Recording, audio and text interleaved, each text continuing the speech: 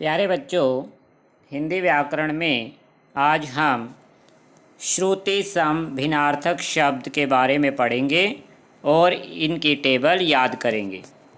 श्रुति सम नाम से जैसे बच्चों आपको इनके बारे में इनका अर्थ याद रखना कि श्रुति का मतलब होता है सुनना, सम यानी समान, कि सुनने में समान लगें लेकिन भिन्नार्थक अर्थ भिन्न है, अलग अलग है। जो शब्द पढ़ने और सुनने में एक समान प्रतीत होते हैं परंतु अर्थ की दृष्टि से इनमें भिन्नता होती है, यानी इनका अर्थ अलग अलग है, तो ऐसे शब्द बच्चों श्रुति सम में भिन्नार्थक शब्द कहलाते हैं। उदाहरण से समझते हैं, जैसे अवधि और अवधि कि दिखने में लगभग समान, एक मात्रा का अंतर है कि ध पे छोटी की मात्रा तो अवधि और बड़ी की मात्रा तो अवधि, बोलने में थोड़ा सा अंतर है। तो अवधि का मतलब है बच्चों समय, इसमें मात्रा इन्होंने गलती से बड़ी की लगा रखी है, ध पे छोटी की मात्रा आएगी। तो अवधि का मतलब है समय और अवधि अगर बड़ी मात्रा लग जाती है तो मतलब निकलता है एक भाषा का नाम है अवधि। अवध देश या अवध शहर जो है उसकी भाषा है अवधि। तो इस तरह से बच्चों आपको इन्हें समझकर याद करना है कि दिखने में,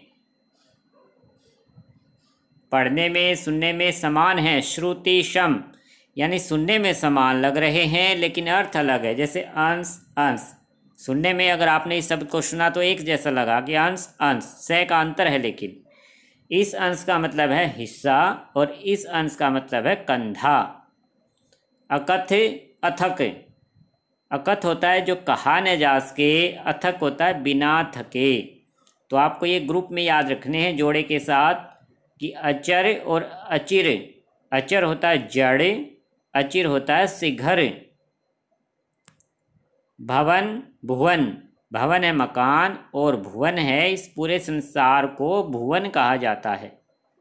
भारती भारतीय, भारतीय यानी सरस्वती नदी का नाम है, भारतीय हिंदुस्तानी।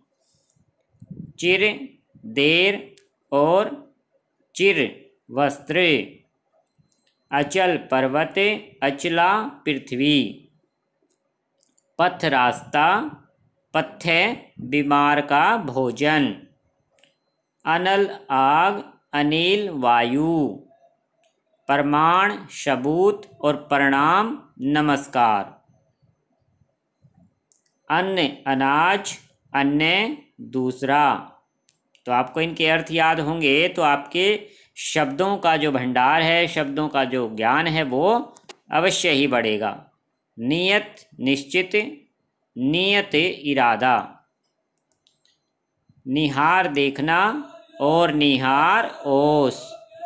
उदार विशाल, उदर पेट। तो इस तरह से बच्चों आपको ये टेबल अच्छे से याद करनी है। अपेक्षा जरूरत है, उपेक्षा होता तिरस्कार करना यानी किसी को जैसे नज़रअंदाज कर देना। कृपाण तलवार और कृपणे कंजूस। कोर एक टुकड़ा और कौर ग्रास, यानी मुक्का जो भोजन है कौर ग्रास। कोर एक टुकड़ा होता है। कोश शब्द भंडार, कि आपका जो कोश है, ज्ञान का जो भंडार है वो अवश्य ही बढ़ेगा बच्चों। और यह कोश यानी खजाना, रुपए पैसे की जो तिजोरी है। भव संसार, भव्य महान या विशाल। कुल वंश और कुल किनारा। कुपथ कुमार्ग और कुपथ है अनुचित भोजन।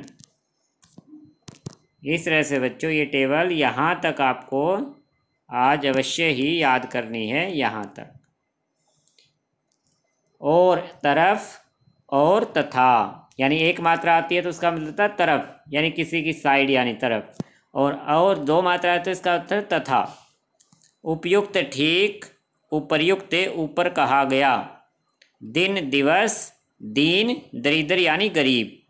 नीर जल, और नीड़ घोंसला। बदन शरीर और बदन मुख। बदन शरीर और वदन, इसमें वदन। बदन में शरीर, बदन का मतलब है शरीर, और वदन वदन का अर्थ है मुख। कांति चमक, क्रांति परिवर्तन। कर्म काम और कर्म व्यवस्था। आवास निवास को कहते हैं, यानी जो घर है।